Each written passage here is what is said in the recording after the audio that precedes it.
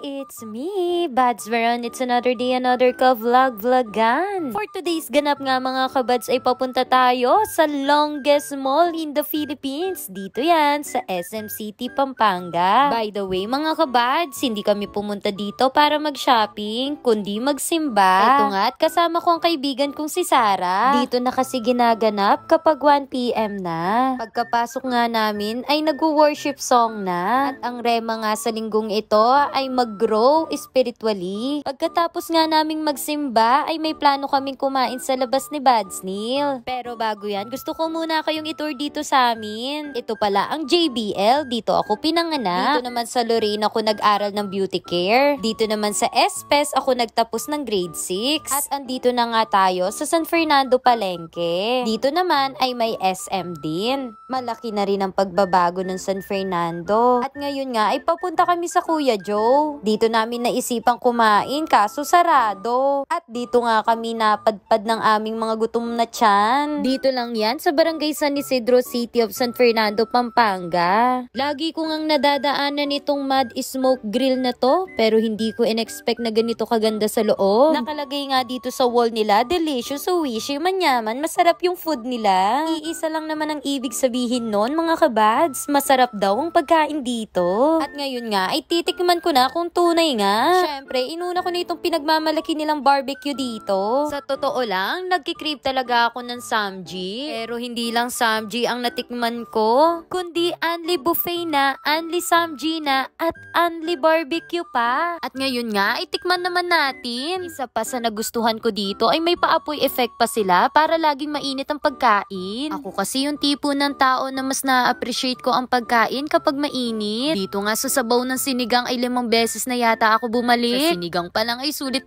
na. Pag nasa anlian kayo, huwag kayong mahihiyang magbalik-balik. Pagkatapos nga ng buffet ay samji naman. Kaya sa araw na ito ay craving satisfied talaga. At ito naman ang kanilang mga side dishes. Ang dapat talagang sisihin dito ang CLTV 36.